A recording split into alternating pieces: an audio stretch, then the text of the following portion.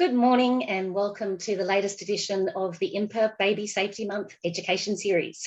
Our aim today is to give parents and carers comfort that they are not alone in their pregnancy and their early parenting stages. We want to give them an understanding of why they might need to access support, but also how to access vital support services. Liz will be focusing on the pregnancy aspects and Judy will focus more on post-birth, but it will really be quite a mixed conversation. So I want to say that November 2021 is actually a momentous occasion in that it's Australia's very first INPAA Baby Safety Month. Here's to many more, and building on our wonderful resources and education and wonderful contributors like Liz and Judy. I am Teresa Thompson, and today I'm representing INPAA, the Infant Nursery Product Alliance of Australia. And we have two very special guests with us here today for a discussion about the very important topic of accessing vital support services during your pregnancy and in the months following the birth of your baby. From My Midwives, we have their Managing Director, Liz Wilkes. My Midwives is Australia's largest private midwifery practice and is a unique provider of maternity care. My Midwives is different to other maternity care options as they work autonomously but collaboratively with a range of hospitals and practitioners. Welcome, Liz. Hi, Teresa. And from Tresillian, we have Judy Tripodi, who is a registered nurse. Tresillian is Australia's largest parent support organisation for families with babies and or toddlers. So today we would like to share some of their experiences and give you an understanding of the services available to support you in the pregnancy, and we said into those early parenting stages. So Liz, let's kick off with you. Please tell us all about My Midwives and how people can access the services. Thanks, Teresa. Look, we basically are a private midwifery practice which many people don't sort of know a great deal about. We've been established for about a decade, and it was a result of a federal government review of maternity services which gave midwives access to Medicare provider numbers. So what that really means, I guess, to the average family is that women can come in and see a midwife in one of our practices from very early in pregnancy for any or all of their pregnancy care. We go with them to hospitals. We've got visiting access or admitting rights, as it might be termed, to a range of public hospitals, and we admit the women as our private patients, provide all of their care, catch their babies, deliver their babies, whatever you want to call that sort of terminology, then look after them for the period after birth in hospital, and then look after them for 6 weeks after their baby is born. So look, it is quite an unusual or different option. It sort of adds to the sort of mainstream normal kinds of pregnancy and post-birth care. And look, we have practices sort of throughout southeast Queensland and in Melbourne. We don't have any options the same as us in anywhere in New South Wales, but there are other sort of tiny midwifery practices that do have visiting access into a couple of the public hospitals in Sydney. So it is sort of getting out there, and that groundwork is being done over the last 10 years. And I guess that it is an option that gives women a fair bit of control and certainty in what they're doing in their care by having someone that they know kind of with them the whole way through that journey. So that's pretty much us. Well, that's pretty big, and I mean, trust is so key, isn't it, Liz? And to have someone experienced and by your side through the most incredible experience of your life is fairly critical, I'd say. So what are the challenges, some of the challenges that you see women facing in their pregnancies? Look, I think that particularly at the moment, we have a really high level of anxiety just sort of over the whole community. And look, COVID is part of that, but I think also women are just, as we've developed a great deal of health literacy for some women, they are getting more and more aware of the things that can go wrong, you know, the problems that occur. And so that level of anxiety is sort of really innate in many women now before they get pregnant, you know, before they're pregnant. So adding another layer of pregnancy and then even another layer of COVID is actually sort of causing it to become quite a difficult period of their lives, to be honest. Has things settled down any in terms of accessing services? I know there's been some challenges around that. Look, it has been actually really enormous. And I know that because we've got the practice in Melbourne and practice in Brisbane, I've been talking to some of your team over this last, the month and over the last little period. And I think as we're kind of coming into Queensland, we're sort of drifting out a little bit in Melbourne. I don't think that things have really settled down, significantly. Obviously, some services have been maintained throughout, but I do think that a large number of women have had grave disruption to their journey into care and sort of through care and out the other side of it as a result. I hope that the next 6 months may see an improvement in that. And I guess as we, get vaccinations, things open up, whatever, I think that we will sort of start to see it settle down. But I guess not just yet is probably my sense of it. Yeah. Okay, well, even more reason to access all these resources we've been talking about all month and get the help that's out there that you can access. I think, I was just going to say, I think now more than ever, it's important that women do in their pregnancy start to connect into those resources early on so that they've got a bit of an idea of if things change, where they can go, and obviously all of your resources, the various resources for the different people you've partnered with gives so much, depth of information. So tapping into that is really, really important. Excellent. So some great information to explore there for all of our listeners and watchers at My Midwives. So if we can switch to Judy now, welcome, and please tell us about Tresillian. Thank you. Yes, so Tresillian is Australia's largest parenting organisation. We've been around for quite a long time, over 100 years. We celebrated a few... Congratulations. Yes. And over that period of time, the role of Tresillian has changed, but we actually provide support for parents with babies, toddlers and preschoolers. So you're probably looking from birth right up to when they start school. And just adding on to with the challenges of COVID in the last almost 2 years, certainly Tresillian, I think, has been an invaluable resource. We have a fantastic website with lots of good tip sheets. We have an app as well. We have our parent helpline, which can be accessed by families within New South Wales and across Australia. We also have physical centres which offer day services and also overnight stays, and they're in New South Wales and the ACT. We do have a centre bordering on Victoria to Albury-Wodonga.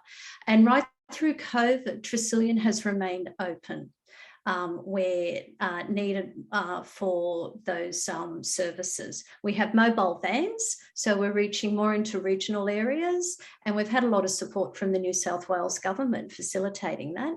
And with the advent of COVID, we've also introduced more telehealth consultations. So we have a wide array of support available for families.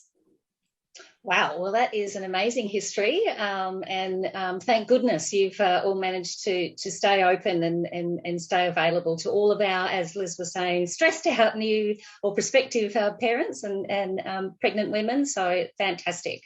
I understand a lot of your work involves parents who may be experiencing problems after the baby's been born. Can you outline some of the areas that you see commonly? Yeah, and I'll probably concentrate more on in those early months with Liz, like following on from after the pregnancy and after the baby's born. So certainly the question that we get asked so often is about the crying and the unsettled baby. And I have to touch on, Liz, your comment before, just saying about, and it's great to hear like the parents accessing the resources for support whilst they're pregnant. But so often, I think they're just concentrated on the labour and the birth. They all say afterwards, oh, I wish we would have spent more time, but it's getting that headspace for them. But at least they access us after, which is great. So certainly the crying unsettled baby is probably the most common. And when, it's this huge adjustment to parenting, where you've suddenly got this little person dependent on you 100% of the time, 24/7. And I personally think, being a mother and a Tresillian nurse too, nothing can really prepare you for that, especially with your first baby. The lack of sleep, the physical fatigue and tiredness, and the emotions which come along with that. And Judy, I think that's a great point to make, because as a registered nurse, as a Tresillian nurse as well, it's great for other mums to hear that it's pretty normal and it's okay to feel completely overwhelmed. it is, and Teresa, that's half of what we talk about, just normalizing it, to take the pressure off. So many new parents feel they have to get their baby into a routine. Are they going to spoil their baby if they need to hold their baby? It's us normalizing that, and having an experienced health professional, I think, especially say as a first contact for Tresillian, most parents would access us by phone. Just having that listening health professional ear to say, look, it's all right, everything's okay, you're doing the best job that you can. Certainly, if we can flag stuff, we would refer them to local community resources. But the crying unsettled baby is a huge one. Another common one too is feeding difficulties, breast and bottle feeding. So we get a lot of that in the early weeks and months, and in particular with breastfeeding. And I think Liz would know this as a midwife, that we do know that breastfeeding, if you're able to do it, would be the optimal way to feed your baby. But then for ladies that can't, then it is quite okay. Then the next best thing would be infant formula. And some girls really beat themselves around when breastfeeding doesn't work out for them, or if their breastfeeding goals aren't being met. So Tresillian can help with that. For example, a lot of pain, discomfort in those early weeks, fears I don't have enough milk for my baby. That's where Tresillian can reassure and assist the mothers there. And then I'm just going to touch on the third reason why a lot of ladies call too. And Liz had mentioned this before, just with all the heightened emotions, with COVID adding another layer on that, and that ladies now are entering pregnancy more anxious, that we do know that 1 in 5 women will suffer from anxiety or depression after the birth of their baby. And some of them may only disclose that for the first time, say on the phone to a Tresillian nurse, because it is a little bit anonymous, where they may not share that with their loved ones, extended family, or even we might have family members, partners, grandmothers, that sort of stuff, that might ring us up to a bit fearful of their wife or daughter, and we can assist them there where their partner can get some support. Well, that is fantastic. Thank you, Judy. Liz, I see you nodding there. I'm sure I'd love to hear from you too about, I guess, that, reassuring that this is normal and normalising and giving mums comfort that you're not alone. This isn't something you're going through in isolation. You have resources, you do have support. Yeah, look, I think that's been one of the things that this last period has been really challenging around, because often, women have sort of gone into, mothers groups, into sort of contact with other people, and that can also help to normalise it. Just seeing what other people are going through often makes you feel like, look, it can go both ways, of course, but, there's a degree of normalising it just by seeing it. And we spend a lot of time with women in this model during late pregnancy. And as Judy sort of said, often there's not the headspace to be able to kind of even think what's going to happen in the next step. It's get ready for the birth, get the baby out. That's all they're really focusing on. But I think in sort of these continuity of midwifery care models, we do spend a lot of time just talking about the early mother grafting stuff and breastfeeding, and just what is normal, what is normal. And normal is, this massive spectrum. I'm sure we're all mums, and every baby is different to the next baby. So, it can be the first baby that throws a curveball. It can be the 5th baby that throws a curveball. So, trying to just make sure that women realise that that's actually okay, and that, reaching out is the first step. And hopefully if they've got good care providers that have cared for them during pregnancy and, in those early weeks, they can do that. But obviously sometimes they don't, and they can be quite disconnected. It could be GP care, public hospital care, this, that, and that's all great, but it just means that then you've got to make sure that they know where to go to, the Tresillians, the different options that are available locally to them, so that they actually start to dig into what's there, where can they call out for help when it sort of hits that, that next level where they actually do need some help. Well, it's taking in a lot of information and having support to navigate that as well, isn't it? And look, that's the thing. As I said before, I think that some of the anxiety comes from, I do a lot of talking at different sort of big education forums about information overload, that they're taking in, all these different methods of doing things rather than just looking at the baby going, yeah, look, this is great. My baby is a baby that sleeps for 40 minutes and my next baby is a baby that sleeps for 3 hours, and both of those things are quite normal. But once they get online and they delve into all of these different ways, it can be really overwhelming. And don't believe the Instagram filter, let's just say that, okay? Don't feel bad about yourself if you haven't showered in 3 days and it takes I have 6 hours to leave the house.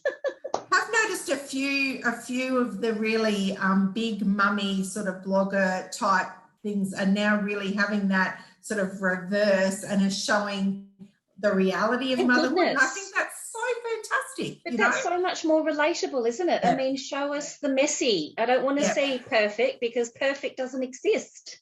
There is no perfect. So, I was just going to add on to that, like, stop Googling as well. Like, so many that will Google and then they just go down a little rabbit hole. And get much more anxious. So that's right. Reach out to these resources.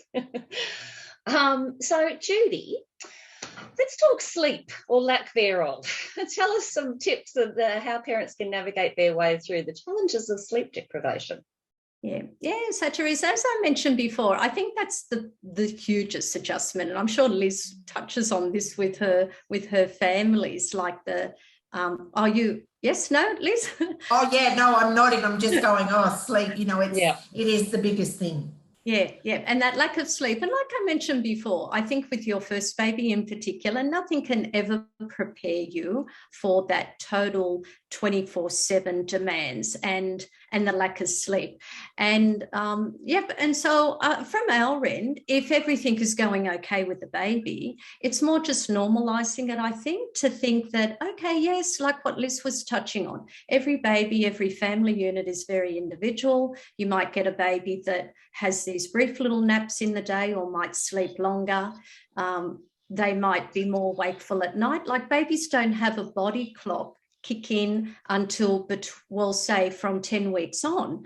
So I think a lot of the time I try to normalize it, to take the pressure off them to think, oh, my baby has to sleep and that it needs so much sleep in the day, otherwise it's going to affect their development. And I sometimes find just by normalizing it, that in itself can take pressure off to make them more relaxed, where then they may sleep a little bit easier. They're not as stressed. Certainly, if I have to think of sort of technical stuff, we do discuss this baby's way of communicating. So if the baby's unsettled and crying can mean a lot of things. And it's baby's way just to say, I need you. And so we help as Tresillian nurses, allowing the parents to pick up on what we call baby cues. So that can be a mixture of the baby's facial expressions and body language. And what we're trying to show them a bit there are these tired cues. So these are things, a cluster of these cues happen that may mean, okay, my baby's tired, and the parents might be missing the boat when to pop them down to sleep. They might be feeding them too often, and that in itself can affect the baby's sleep, which then affects the parents not sleeping, because they've got I can think of a classic straight away, Liz, for your ladies who breastfeed beautifully, especially those that have a lot of milk. They feed their baby too often, and they sort of misinterpret like hunger cues, meaning I'm tired. And so they feed the baby, and then the babies get wind and colic, and that keeps them awake. So we try to help them there in that sense. And then other things too would be rest when their baby sleeps. I only had a mum say to me the other day, well, that's easier said than done. She can't sleep, like her mind's sort of racing. But I said, well, you don't need to sleep, just rest. And hopefully if you're relaxed, then you might fall off to sleep a little bit. Other things too, which has been especially prevalent in COVID, and Liz, you touched on this, is getting support. And like us in Sydney, we just have come out of that 4-month lockdown. Those in Melbourne have had it so much more difficult, where, you know, these families could get nobody to come to their home. And so that was quite difficult. Having said that, though, when I've spoken to some of the families, they actually liked it in a sense, because they didn't get a whole lot of visitors, which they said made things a little bit easier for them. But certainly, and their husbands or partners might have been working from home, so they've been more available to give assistance to them. But I'd say get support, and that's where I think the first is your partner to support. And I think for many girls, they don't have to fall on their sword and think that I have to do it all. I'm going to be a failure, or I'm not a good mum if I can't manage all of this. And I think it's just accepting, getting help from your partner, the first person I think of, and if you're able to, extended family and friends. And then, as Liz had mentioned, depending if it might be a little bit of an issue that's causing the baby to be more wakeful, where the parents aren't sleeping, to talk to a health professional like the GP, the maternal or child and family health nurse, which are the first port of call in the communities. Well, and for those who don't have that support network as well, it's, again, you know, even more important that they understand that these resources are available to them, and that you don't have to go through it alone. You don't think for a second that you do, and there's so many, you know, wonderful organisations like yours that are out there to help and available. So access them. Definitely, Teresa. And I say to the girls, when I mentioned before about not Googling anything, I would say, like, just go to reputable organisations, because in the different states there, like Tresillian has always been a bit of a New South Wales type of, our home has been there, although we are expanding, and anybody from across Australia can access our services. In particular, Liz, we always have a lot of Queenslanders before the lockdown would always come down. But in Melbourne, there are different organisations too, because there's always help at hand. And I think trust, have that relationship more with a health professional, or maybe one person in the family you trust, rather than randomly looking for stuff online, which can just increase the stress levels.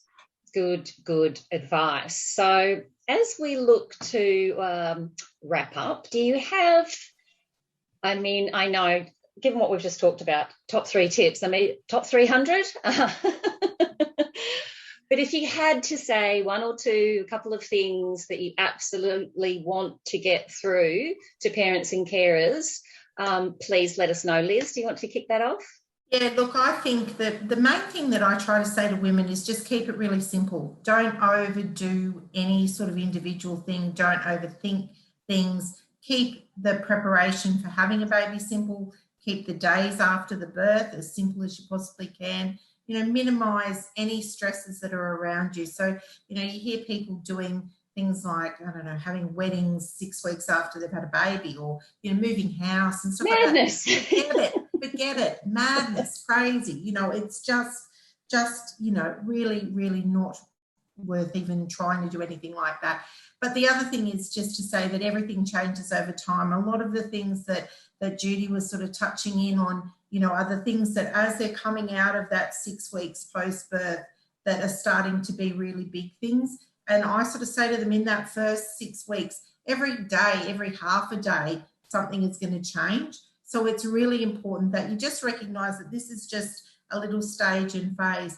And for those of us with big kids now, you know, like, you recognise as you go along that the stages and phases of life whilst really difficult at the time, are just part of your growing pains of being alive, really. And that's what being human is. So they're probably, and obviously the support sort of side of things. COVID, the only good thing well, not the only good thing, but one of the really good things with COVID is the increase in use of telehealth. And certainly so, you know, the advantages of being able to access any services over telehealth, whether it be midwifery, your GP, psychologist, whatever, they're much, much more available than they were.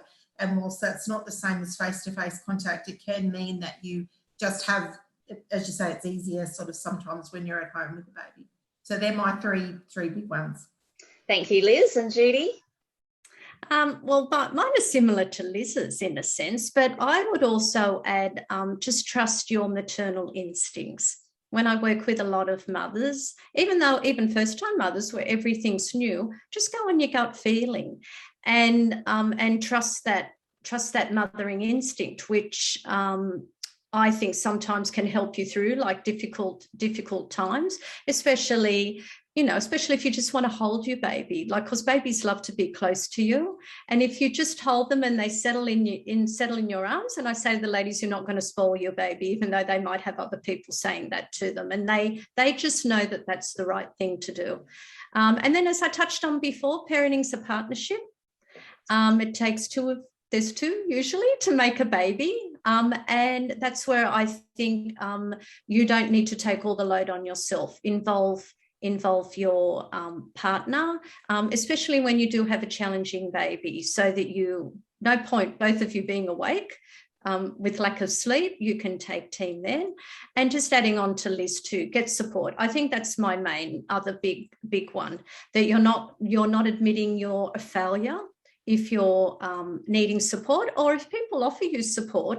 And it could be something like meals or cleaning of the house, or even just coming to hold the baby, so you can have a shower. And that certainly take it. Don't refuse it if you're able to get it, especially for those places now out of lockdown. And I'll just add another tidbit, like I had said before, to access professional support if you do have other concerns, the GP or the maternal and child and family health nurse. And definitely reputable websites, I'd say, like there's our Tresillian website, Raising Children website, are very good websites to go to get proper information, rather than just randomly Googling stuff where you don't know where it's coming from. Wonderful. Thank you both for your valuable information and insights today. It's been great to chat to both of you. Before we do sign off, I would like to remind everyone watching that INPAA has a new mobile-friendly digital magazine called Tribe that has loads of information and tips on how to improve baby safety and help navigate the whole new world of parenting that we've just been talking about. It is free and can be downloaded from the Baby Safety website. I will also say that below this post, you'll see links to INPAA and to my midwives and Tresillian websites and the other sites we talked about today, and some important resources in other states. So thank you so much, Liz and Judy, and thank you all for joining us for INPAA Baby Safety Month.